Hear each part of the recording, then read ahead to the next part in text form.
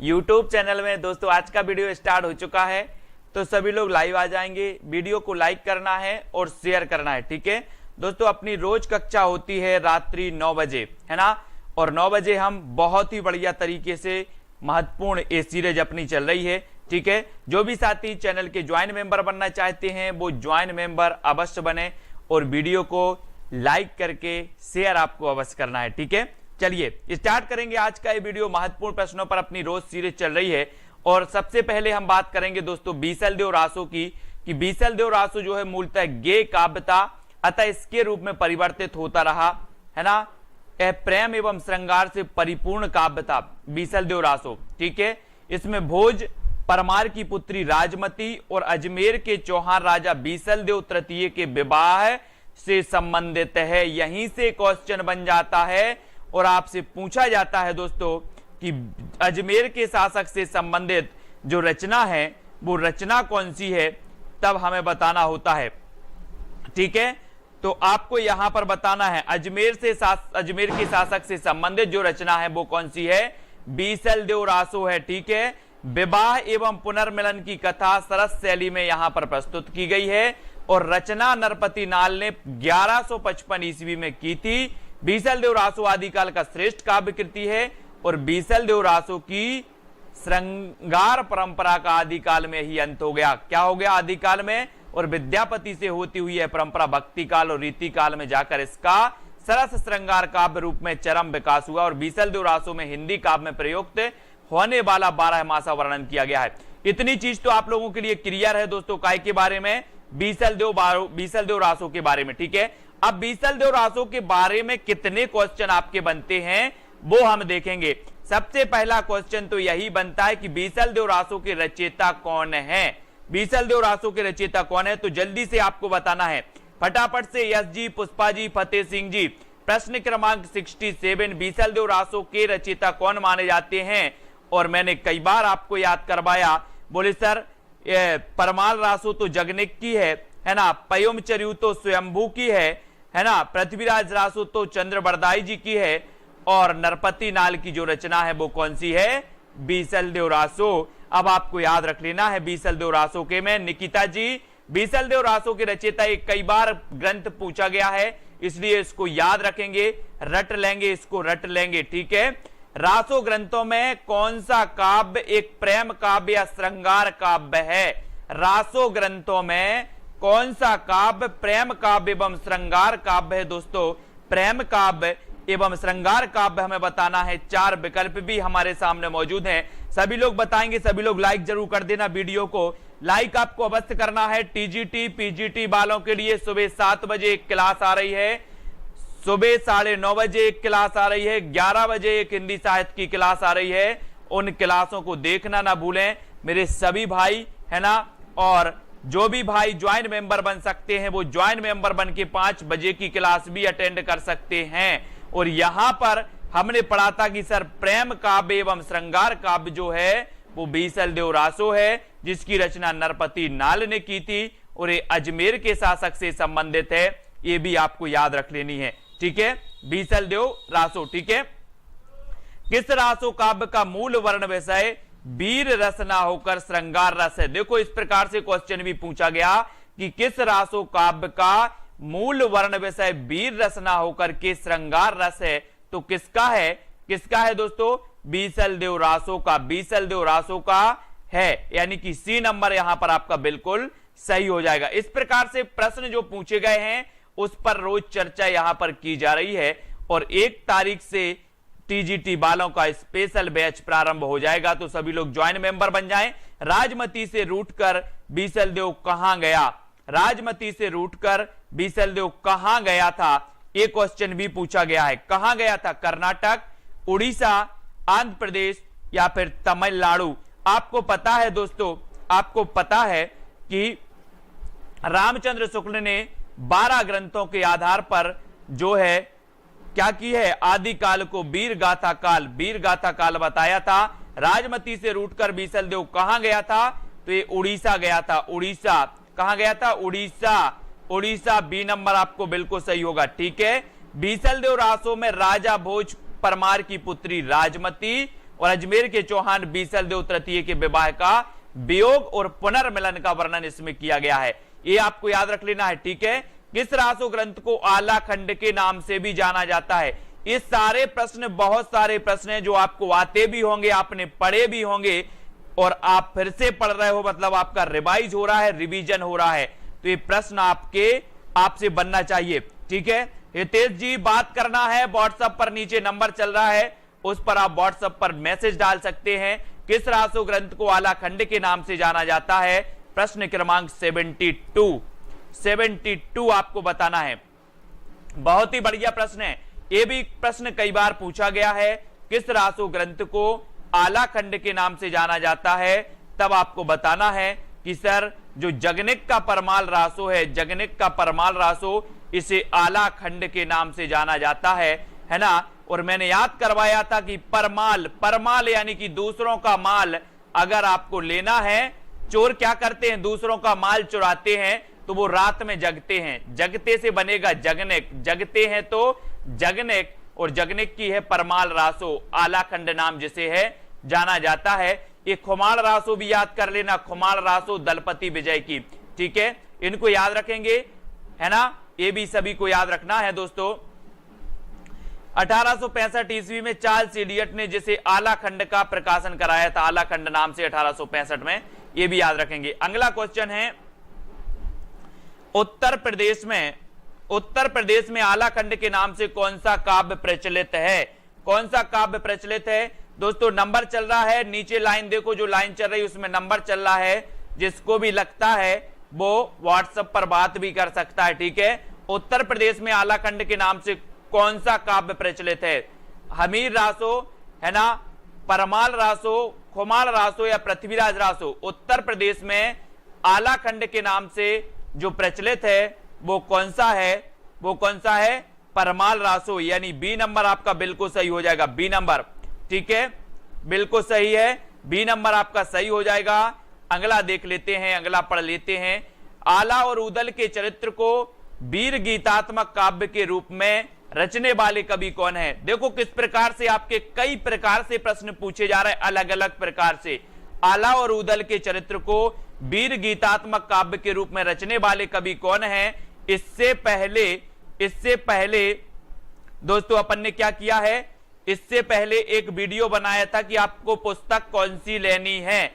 अगर आपको पुस्तक अच्छी लगती है, जाकर के एक बार आप चेक कर लें, अच्छी लगती है तो आप जरूर खरीदें। मैंने आपको पुस्तकें बता दी हैं टीजीटी पीजीटी के लिए, है ना, नेट के लिए। आला और उदल के चरित्र को वीर गीतात्मक काव्य के रूप में रचने वाले कवि कौन है? तो आपका सही उत्तर होगा जगनिक, है ना, जगनिक, यानी सी नंबर आपका सही है। कई प्रकार से ये प्रश्न पूछा जाएगा, सभी प्रश्नों के लिए हमें तैयार रहना है मेरे दोस्तों, मेरे भाइयों।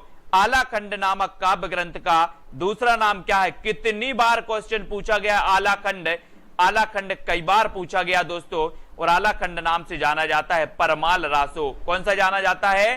परमाल रासो, ठीक है। फिर पूछा गया कि आला खंड का दूसरा नाम क्या है? तो दूसरा नाम देखो, ये टीजीटी 2001 में पूछा गया था, ये पीजीटी 2002 में पूछा गया। आला खंड मतलब आला खंड से या परमाल रासो से एक क्वेश्चन बनता ही है। परमाल रासो काव्य कृति का कवि कौन है? ये टीजीटी 2001 में पूछा गया था, परमाल रासो काव्य कृति के कवि का नाम, ठीक है। तो आपको याद करना है, आला और उदल नामक दो वीर सरदारों की वीरतापूर्ण लड़ाइयों का वर्णन मिलता है, तो ये मिलता है किसमें? परमाल रासो में।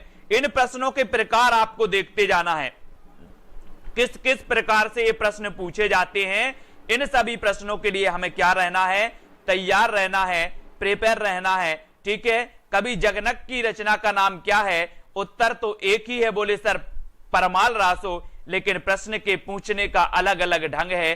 कई प्रकार से कई परीक्षाओं में पूछा गया। ये पीजीटी 2005 में पूछा गया था, कवि जगनिक की रचना का नाम क्या है, यानी 79 का आपका फिर से क्या हो जाएगा? आला खंड, ठीक है। तो इन रचनाओं को हमें बार बार पढ़ना है, याद करना है, ये पूछी ही जाती हैं, ठीक है। फिर आपको पूछा है कि 12 बरस लो कुकर जीवे, अरु 13 लो जिए सियार, बरस 18 छत्री जीवे, आगे जीवन को धिक्कार। ये आपको बताना है कि ये जो पंक्ति है वो कहां से ली गई है। पंक्तियां भी आपसे पूछी जाती हैं, पंक्तियों को भी आपने पढ़ना है। मैंने पंक्तियों की ट्रिक बताई थी दोस्तों, 12 वर्ष लो कुकर जीबे अर 13 लो जिए सियार, ये भी आपकी कहां से ली गई है। प्रश्न क्रमांक 81 में बताना है। सीमा सोनी जी, शिल्पी शुक्ला, निकिता जी, प्रश्न क्रमांक 81 में।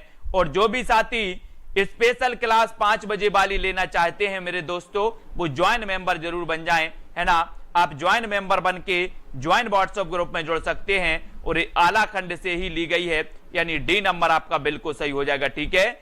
और प्रयुक्त पंक्ति रचित परमाल रासों से ली गई है, इतना तो आपको पता ही है। वीरगाथा काल के प्रसिद्ध प्रबंध काव्य का क्या नाम है। प्रबंध काव्य आपको पता होगा दोस्तों, प्रबंध काव्य के दो भेद होते हैं, एक होता है खंड काव्य और एक होता है महाकाव्य, ठीक है। तो वीरगाथा काल के प्रसिद्ध बताना है, वीरगाथा काल के प्रसिद्ध काव्य का क्या नाम है। प्रश्न क्रमांक 82 में पद्मावत नाम है, कामायनी नाम है, पृथ्वीराज रासो है या फिर रामचरितमानस है। तो क्या नाम है, सभी को चयन करना है, सभी लोग बताएंगे। और बहुत सारे लोगों को मैंने वो वीडियो दिए हैं, 125 वीडियो दिए हैं, 25 घंटे वाले वीडियो दिए हैं। जिसको भी अभी वीडियो नहीं मिले हैं वो व्हाट्सएप करें, सभी को लिंक मिल जाएगी, ठीक है। वीरगाथा काल के प्रसिद्ध प्रबंध काव्य का नाम है पृथ्वीराज रासो और ये महाकाव्य माना जाता है पृथ्वीराज रासो, है ना। ये भी आपको याद रख लेना। एक क्वेश्चन और पूछा जाता है दोस्तों कि छंदों का अजायब घर किसे कहा जाता है। तो छंदों का अजायब घर रामचंद्रिका को कहा जाता है। ये तो आपको पता है कि सर रामचंद्रिका को छंदों का अजायब घर कहा जाता है। लेकिन अगर क्वेश्चन आपसे पूछा जाए कि आदि काल में छंदों का अजायब घर किसे कहा जाता है, तो आदि काल में पृथ्वीराज रासो को छंदों का अजायब घर कहा जाता है। और रामचंद्रिका केशव दास की ये रचना मानी जाती है। ये भक्ति कालीन रचना है, लेकिन इसे छंदों का अजायब घर कहा जाता है ना। इसको भी आपको याद रख लेना है। वीरगाथा काल का प्रसिद्ध प्रबंध काव्य पृथ्वीराज रासो है, जिसे आचार्य शुक्ल ने हिंदी का प्रथम महाकाव्य तथा इसकी रचयिता चंद्रबरदाई को हिंदी का प्रथम कवि माना है, ठीक है। पृथ्वीराज रासो के 4 पृथ्वीराज रासो के 4 संस्करण प्रसिद्ध हैं। सबसे बड़े संस्करण का प्रकाशन नागरी प्रचारणी सभा काशी से हुआ। इसकी हस्तलिपि प्रतियां उदयपुर के संग्रहालय में सुरक्षित रखी हुई हैं। यह भी आपको याद रख लेना है। 1550 ईस्वी में लिखित प्रति के आधार पर रासो का संपादन कराया गया था। 69 इसमें समय है, 69 समय है, ये भी आपको याद रख लेना है, ठीक है ना।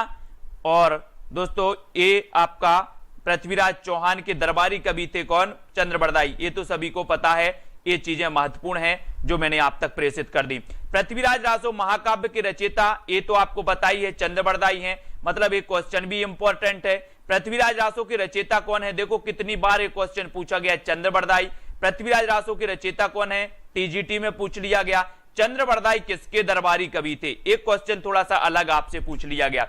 तो किसके दरबारी कवि थे, ये भी आपको पता होनी चाहिए। महाराज हमीर के, महाराज बीसल देव के, महाराज प्रताप के या महाराज पृथ्वीराज चौहान के। तो बोले सर पृथ्वीराज चौहान के थे, किसके थे, पृथ्वीराज चौहान के, यानी डी नंबर आपका बिल्कुल सही है, डी नंबर, ठीक है, डी नंबर सही है। सभी लोग देख रहे हैं ना जो ट्रिकी वीडियो है, ट्रिकी वीडियो सभी लोग देख रहे हैं, सुबह 7 बजे वाली, सुबह 9:30 बजे वाली और 11 बजे वाली, सभी लोग जरूर देखें ट्रिकी वीडियो, जिसमें हिंदी साहित्य का आधुनिक काल भी, रीति काल भी, भक्ति काल भी सब कुछ पढ़ाया गया है। पृथ्वीराज रासो किस कवि की रचना है, ये कई बार पूछा गया है दोस्तों। जितनी बार पूछा गया उतनी बार यहां पर दिया गया टीजीटी, पीजीटी, नेट आदि में, ठीक है। हिंदी का प्रथम महाकाव्य किस रचना को माना जाता है, कामायनी को, साकेत को, पृथ्वीराज रासो या रामचरितमानस को। प्रथम महाकाव्य ज्योति कुमावत, सुशील जी, कल्पना जी, रोमा जी, सभी को धन्यवाद। जिसमें जो इमोजी दिख रहा है ना दोस्तों, एलटी ग्रेड से हो, बहुत बढ़िया। उत्तराखंड एलटी ग्रेड का भी मैं कुछ समझ रहा हूं, है ना, सिलेबस देख करके उनका भी कुछ करवाऊंगा, जरूर करवाऊंगा मेरे सभी भाइयों का। और हिंदी का प्रथम महाकाव्य किस रचना को माना जाता है, तो ये रचना भी कौन सी है, पृथ्वीराज रासो, ठीक है। कामायनी ये जयशंकर प्रसाद का है, ठीक है, ये भी आपको याद रख लेना है। 1935 में ये प्रकाशित हुआ था।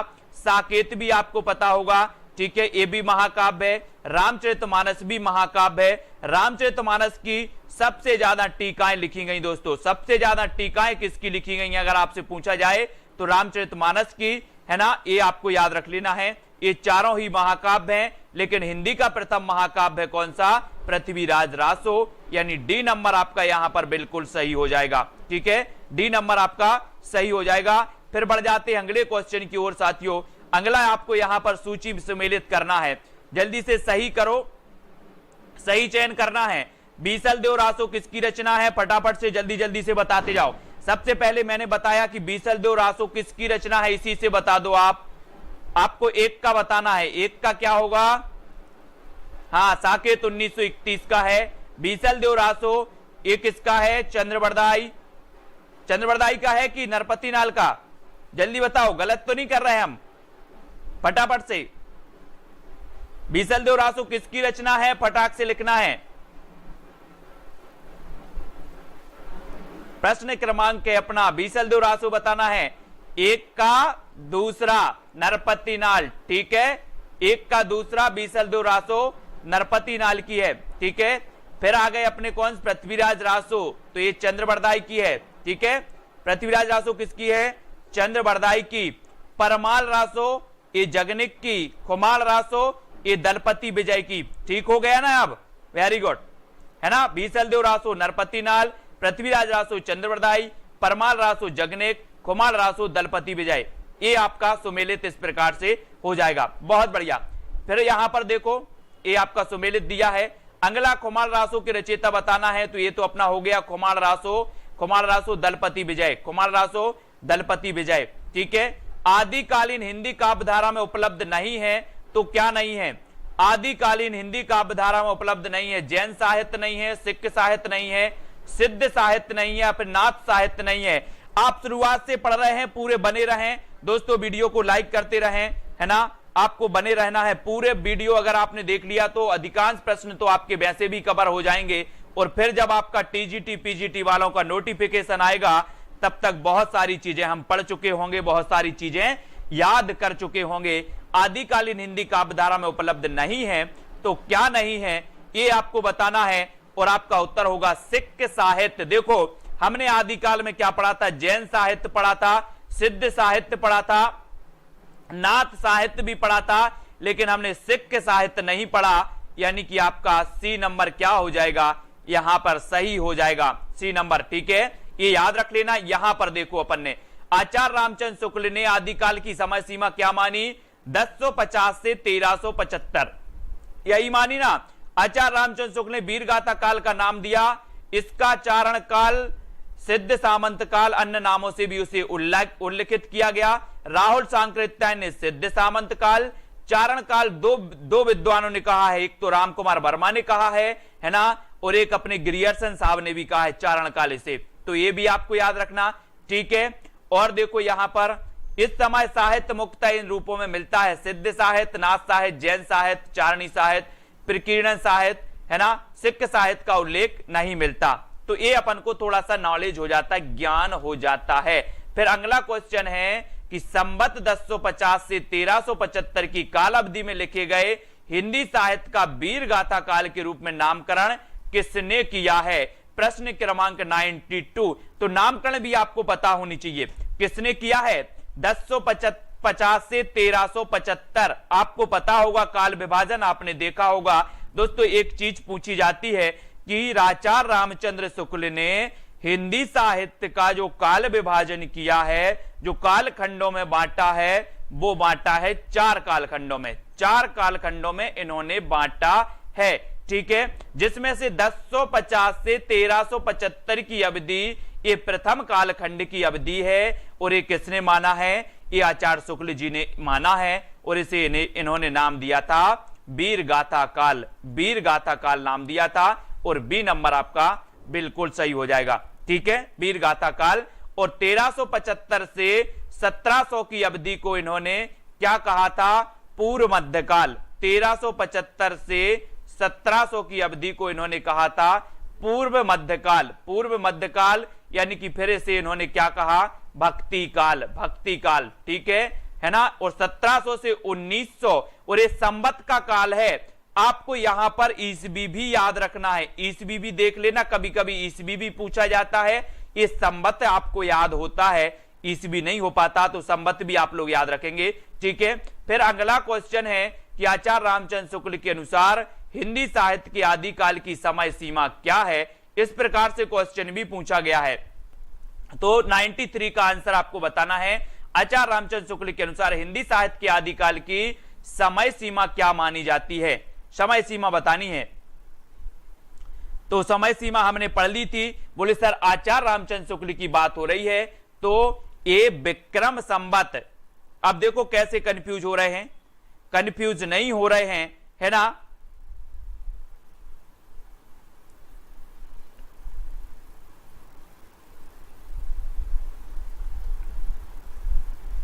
कंफ्यूज नहीं होना, है ना। ये यहां पर सन दिया है, ये यहां पर सन दिया है कि सन 1050 से 1375 और ये विक्रम संवत दिया है तो आपका उत्तर ये विक्रम संवत हो जाएगा, ए नंबर, ठीक है, ए नंबर हो जाएगा। यहां कंफ्यूज होके बी नहीं लगा देना, नहीं तो सन लगा दो, सन नहीं लगाना हमें, विक्रम संवत है ये, ठीक है, विक्रम संवत, ठीक है।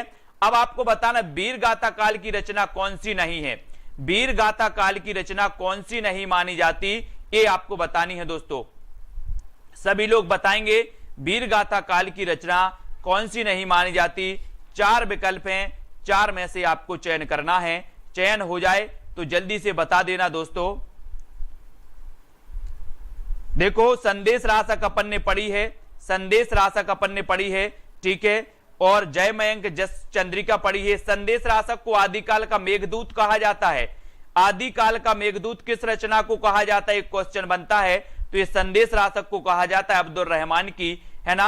आलाखंड तो आपको पता ही है, जय मयंक जस चंद्रिका ये मधुकर कवि की है। लेकिन जो वीर गाथा काल की रचना नहीं है वो भक्तमाल नहीं है, भक्तमाल, है ना। तो ये भक्तमाल कब की रचना मानी जाती है, ये मानी जाती है 1585 की, 1585 की ये रचना है भक्तमाल, ठीक है। और ये हिंदी साहित्य के इतिहास के स्रोत के रूप में, हिंदी साहित्य के इतिहास के स्रोत के रूप में इसका नाम लिया जाता है दोस्तों।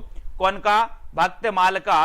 भक्तमाल नाभादास जी की रचना है, किसकी है, नाभादास की। और ये 1585 इसका रचना काल माना जाता है, ये भी आपको याद रख लेना है, ठीक है। नाभादास जी की इस रचना में, नाभादास भक्ति काल के कवि थे, इनकी रचना भक्तमाल है। प्रियादास की भक्तमाल की टीका 1712 ईस्वी, है ना। ये भक्तमाल की टीका लिखी ने प्रियादास ने 1712 में, लेकिन 1585 में भक्तमाल का रचना काल कितना है, 1585, ठीक है। 1712 भक्तमाल की टीका लिखी गई और इसमें 200 भक्तों का 316 छप्पयों में वर्णित है।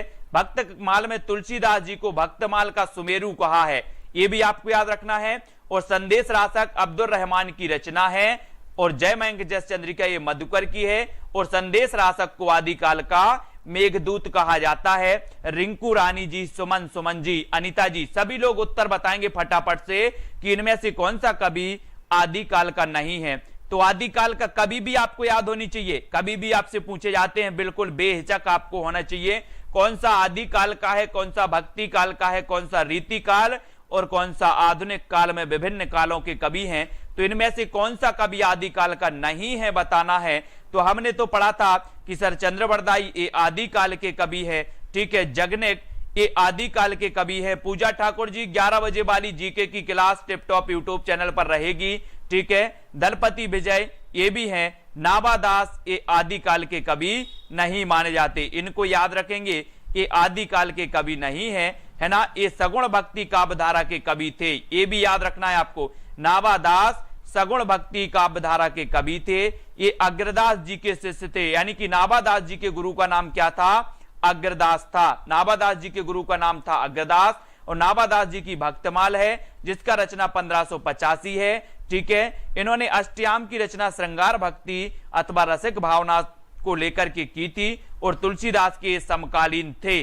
तुलसीदास के समकालीन थे कौन, नाभादास। इनकी भक्तमाल की रचना 1585 में मानी जाती है। इतनी तो आपको क्लियर हो गई, है ना।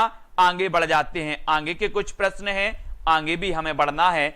आगे है इनमें से कौन सी रचना आदिकाल की है। 96 ये रचनाएं भी पूछी जाती हैं और पूछे जाते हैं कवि, कौन सा कवि किस काल का है, इनको भी याद रखना, ठीक है। तो कौन सी रचना आदिकाल की है, सूरसागर, विद्यापति पदावली, बीजक या फिर भ्रमर गीत। तो चयन करो आप कौन सी रचना आदिकाल की मानी जाती है? आदिकाल की तो आपने दोस्तों पढ़ा ही है। कौन सी रचना मानी जाती है आदिकाल की?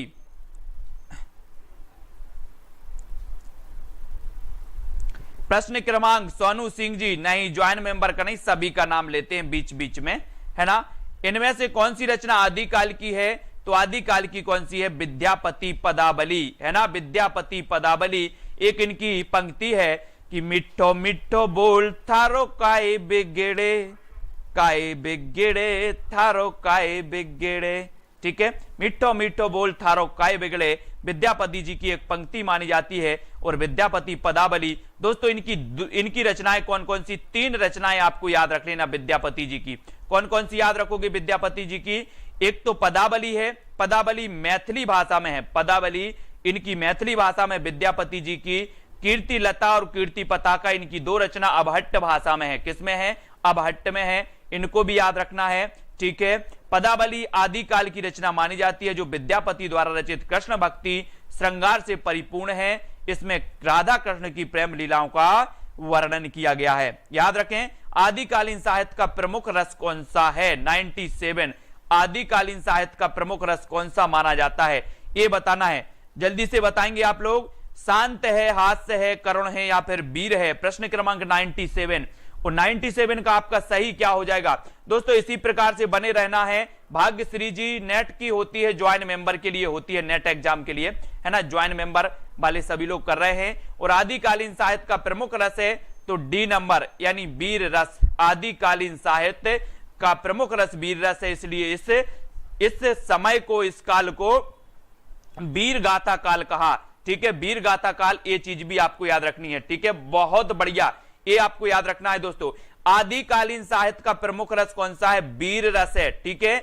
आचार्य रामचंद्र शुक्ल ने आदिकाल का नाम वीर गाथा काल रखा है। इस नामकरण का आधार स्पष्ट करते हुए वे लिखते हैं कि आदिकाल की इस दीर्घ परंपरा के बीच प्रथम 150 वर्ष के भीतर तो रचना की किसी विशेष प्रवृत्ति का निश्चय नहीं होता। धर्म, नीति, वीर सब प्रकार की रचनाएं दोहों में मिलती हैं, ठीक है। ये इन्होंने एक वो दिया था। विद्यापति ने कुल कितने ग्रंथों की रचना की? मोस्ट इंपॉर्टेंट रचना है दोस्तों, बहुत ही बढ़िया है। विद्यापति जी ने कुल कितने ग्रंथों की रचना की है? वैसे हमें पता है कि 2 अबहट्ट में, 1 पदावली में, बाकी संस्कृत में इन्होंने रचनाएं की हैं। ये क्वेश्चन पूछा जाता है, यानी कि इसमें IMP लगा लेना, IMP। विद्यापति ने कुल कितने ग्रंथों की रचना की है तो आपको बताना है, चयन करना है आपका। कपिल कुमार जी, उत्तर क्या हो जाएगा? प्रश्न क्रमांक 98 का विद्यापति ने कुल कितने ग्रंथों की रचना की है? तो इन्होंने की है दोस्तों 14 ग्रंथों की। कितने? 14 ग्रंथों की। 14 ग्रंथों की, 1 4 1 और 4 14 होते हैं। और 14 ग्रंथों की इन्होंने रचना की है ना। 2 अबहट्ट में, 1 मैथिली में, बाकी संस्कृत में। ये आपको याद रखने ना। डी नंबर आपका बिल्कुल सही है। क्वेश्चन कई बार पूछा गया। विद्यापति की अधिकांश रचना संस्कृत एवं अबहट्ट में है। कीर्ति लता और कीर्ति पताका इनकी अबहट्ट में है। तीसरी रचना पदावली मैथिली में है, ठीक है।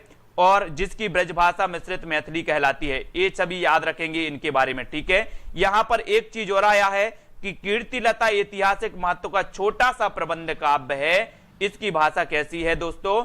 अबहट्ट है, अबहट्ट। इसको हम याद रखेंगे, अबहट्ट को, ठीक है। और सभी लोग वीडियो को लाइक कर देना और फटाफट से अपन को बहुत मस्ती से पढ़ना है अब, है ना। मस्ती से जब हम पढ़ते हैं तो बहुत सारी चीजें याद भी हो जाती हैं, और जब याद होती हैं तो एग्जाम भी क्वालिफाई होना बिल्कुल सही है। विद्यापति के पद किस भाषा में रचित हैं? 99। किस भाषा में रचित हैं विद्यापति के पद? पद बताना है, पहाड़ी, अवधी, पिंगल या फिर मैथिली। दोस्तों आपको पता होगा कि संविधान की 8वीं अनुसूची में 8वीं जो अनुसूची है वो भाषाओं से संबंधित है, जिसमें 22 भाषाएं वर्णित हैं। 22 भाषाओं को मान्यता दी गई है। 22 भाषाओं को मान्यता दी गई है। हिंदी की एकमात्र ऐसी भाषा है मैथिली। हिंदी की एकमात्र ऐसी भाषा बोली है मैथिली, जिसे हिंदी के अलावा मैथिली को भी 8वीं अनुसूची में स्थान दिया गया। ये भी आपको याद रख लेना है, ठीक है। बाकी आपकी ना अवधी, ना भोजपुरी, ना आपकी दोस्तों कौन सी खड़ी बोली, किसी को नहीं मिला 8वीं अनुसूची में। मैथिली को जरूर मिला है ना। और विद्यापति के पद की जो भाषा वो है वो मैथिली है, मैथिली। इसको भी याद रखेंगे, मैथिली को, ठीक है। विद्यापति की कौन सी रचना अभी तक संपादित होकर प्रकाशित नहीं हुई? तो बताना है ये संपादित होकर प्रकाशित नहीं हुई है। मोस्ट इंपॉर्टेंट, बहुत बढ़िया प्रश्न है। विद्यापति की कौन सी रचना अभी तक संपादित होकर प्रकाशित नहीं हुई है? तो वो रचना है कौन सी? कीर्ति पताका। कौन सी रचना है? कीर्ति पताका, कीर्ति लता। आप कैसे याद रखोगे? पद लता पताका, पद लता पताका, पद लता पताका, ये विद्यापति की हैं, सभी को पता है। विद्यापति इसमें से किस रचना के आधार पर मैथिल कोकिल कहलाए?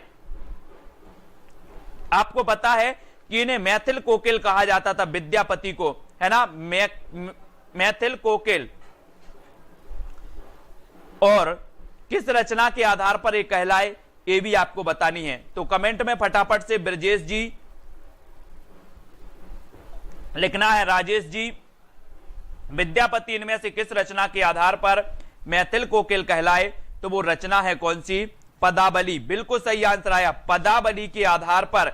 इंपॉर्टेंट क्वेश्चन है, भूलना नहीं सभी लोग, ठीक है? सभी लोग लाइक कर देना, सब्सक्राइब कर लेना चैनल को। बहुत सारी रचनाएं, सुबह 7 बजे वाली जो रचना है, एक वीडियो आती है सुबह 7 बजे ट्रिकी वीडियो, फिर दूसरी वीडियो आती है सुबह 9:30 बजे, तीसरी वीडियो हिंदी साहित्य की 11 बजे आती है, चौथी वीडियो आती है शाम को 5 बजे ज्वाइन मेंबर के लिए केवल, ठीक है? और 5वीं आती है आपकी 9 बजे, यानी कि 5 क्लासें आपकी हिंदी साहित्य की रोज चल रही हैं, तो भूलना नहीं। और पदावली यहां पर आपका बिल्कुल सही होगा।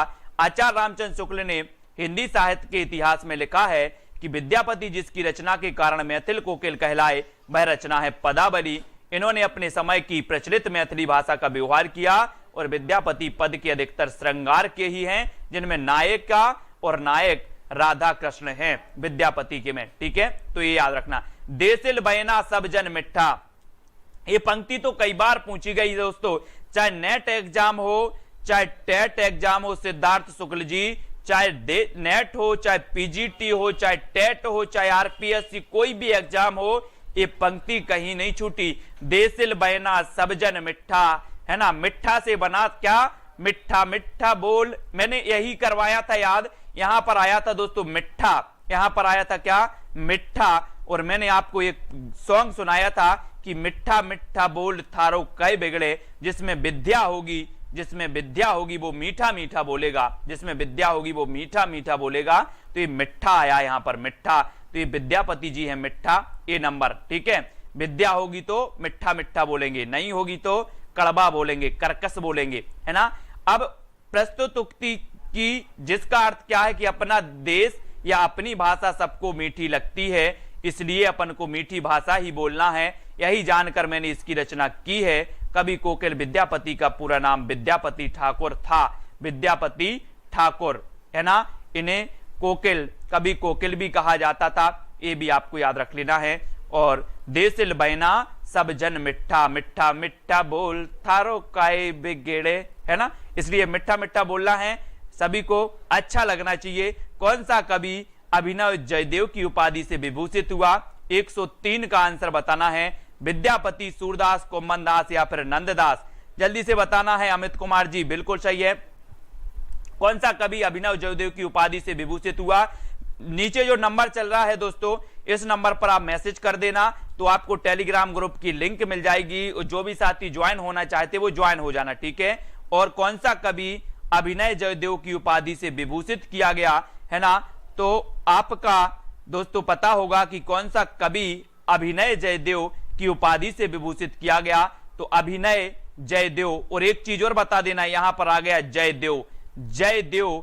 दोस्तों एक चीज बताना, बोले सर जिसमें विद्या होगी उसकी जय होगी, जिसमें विद्या होगी, इतिहास उठाकर देख लो, जिसमें विद्या थी उसकी आज भी हम जय करते हैं, जिसमें विद्या थी उसकी जय करते हैं। तो विद्यापति को ही हम जयदेव बोलेंगे, अभिनय जयदेव, है ना? ऐसे याद करेंगे।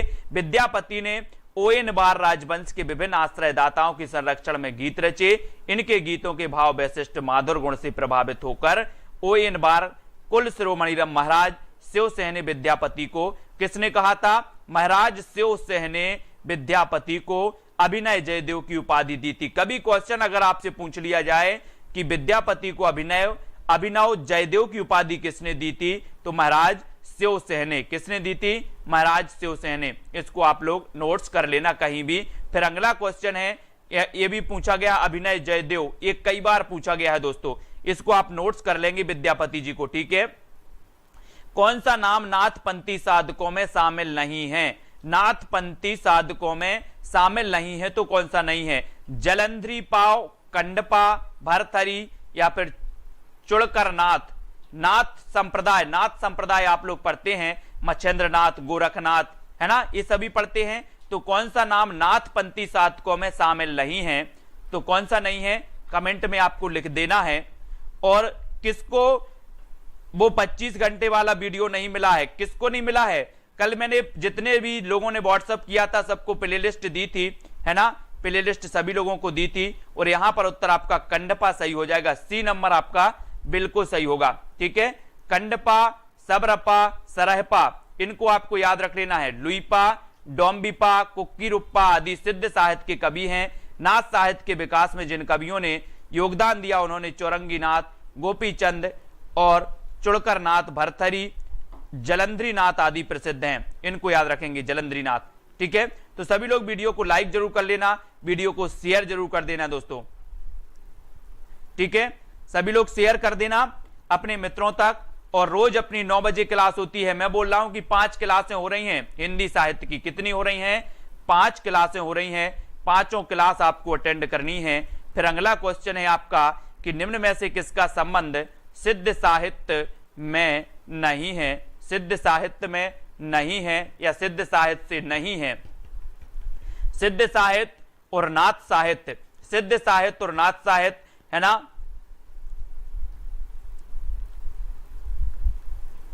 और ये आपका होगा डी, गोपीचंद। गोपीचंद, ये गोपीचंद नहीं थे सिद्ध साहित्य। कुक्कुरिया, सबरपा, सरहपा, ये सिद्ध साहित्य से संबंधित थे, ठीक है। तो गोपीचंद, गोपीचंद, है ना, ये गोपीचंद नहीं थे राजेश जी, ठीक है, डी नंबर। सरहपा का संबंध निम्न में से किससे है? सरहपा, सरहपा जी की रचना दोहा कोश है, आपने पढ़ी है दोहा कोश। और दोहा कोश का जो संपादन किया था वो राहुल सांकृत्याय ने किया था। और राहुल सांकृत्याय ने सरहपा को हिंदी का प्रथम कवि माना था। राहुल सांकृत्याय ने सरहपा को हिंदी का प्रथम कवि माना था, है ना, ये पता होगा। और दोहा कोश का संपादन भी राहुल सांकृत्याय ने किया था, ये भी याद रखेंगे। और ये सिद्ध साहित्य से संबंधित हैं। और सिद्धों की संख्या कितनी बताई जाती है? 84 सिद्ध और 9 नाथ। 84 सिद्ध और 9 नाथ, ये इनकी संख्या बताई जाती है, ठीक है। तो ये आपको याद रख लेना है 107 में। और दोस्त को 107 हो गए 7, ठीक है। और 107 प्रश्न आपके कंप्लीट हो गए। तो आज के वीडियो को यहीं पर विराम देते हैं। सभी लोग इसी प्रकार से जुड़े रहें, है ना, वीडियो को लाइक जरूर करते रहें और दोस्तों जुड़ते रहें, आगे बढ़ते रहें, बहुत ही महत्वपूर्ण। और ज्वाइन मेंबर आप जरूर बने। ज्वाइन मेंबर बनने से बिल्कुल भी ना डरें, ज्वाइन मेंबर बने जहां पर आपको व्यवस्थित दोस्तों वीडियो भी मिल रहे हैं, ठीक है, जहां पर व्यवस्थित आपको वीडियो भी मिल रहे हैं और आपको दोस्तों बहुत सारी चीजें भी दी जा रही हैं, बहुत सारे नोट्स भी आपको मिल रहे हैं और बहुत सारी चीजें वहां पर, ठीक है। मंजू बाला जी, सोनू जी, निकिता जी, गीतिका जी, बहुत सारी चीजें दोस्तों आपको बताने का प्रयास करते हैं। सभी लोग लाइक जरूर ठोक देना। अगर लगता है कि सर बहुत मेहनत आप कर रहे हैं आपके लिए, तो लाइक तो आपका बनता ही है। ज्वाइन मेंबर जिसको बनना है वो अपनी पढ़ाई के लिए जारी रख सकते हैं ज्वाइन मेंबर बनके, ठीक है। रोमा, प्रियंका, अंश जी, अमरदीप कौर जी, पूजा ठाकुर जी, गीतिका जी, बहुत सारे लोग ज्वाइन मेंबर बनकर के पढ़ाई कर रहे हैं। आप भी कर सकते हैं और सभी लोग करें, मैं तो कहता हूं, है ना। और नहीं करना है तो वैसे भी आपको बहुत सारी क्लास में दे रहा हूं, कोई दिक्कत नहीं है, ठीक है।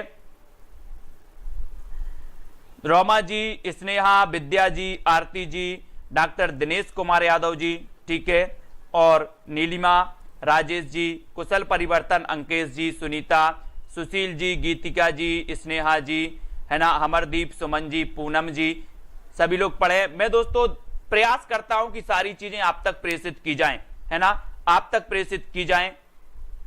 अपनी कल क्लास सुबह 7 बजे तो होगी, 9:30 बजे होगी, 11 बजे होगी, फिर 5 बजे ज्वाइन मेंबर की और 9 बजे यथावत हिंदी का टाइम टेबल है अपना, ठीक है।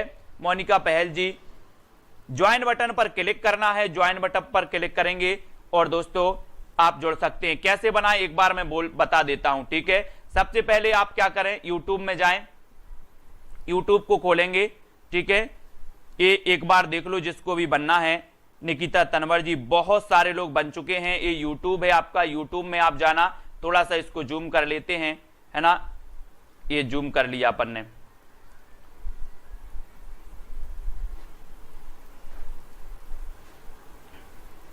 ये आपने जूम कर लिया दोस्तों, ठीक है।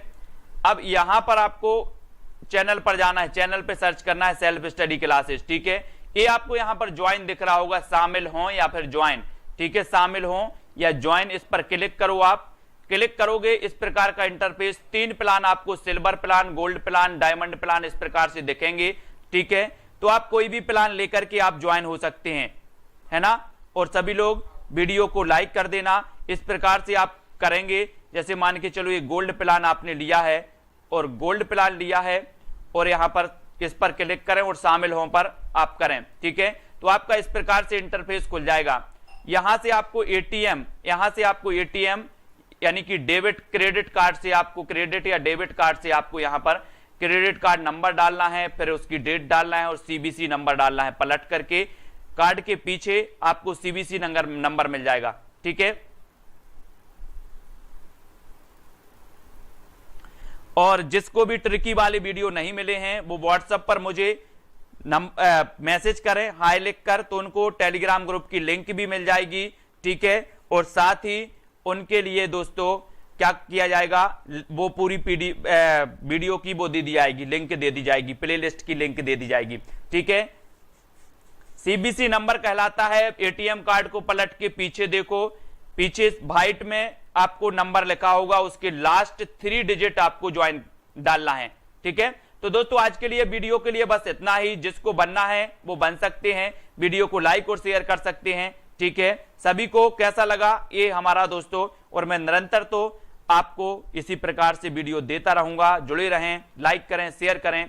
आज की वीडियो के लिए बस इतना ही। जय हिंद। पुष्पलता, मोनिका, राधिका, है ना, और सभी को जय हिंद दोस्तों। सरिता जी, हेमा जी, मुकेश जी, स्टार, कृष्णा, प्रियंका जी, कल्पना जी, है ना, चंद्रधारी, बहुत बढ़िया, थैंक यू, सभी को धन्यवाद। मिलते हैं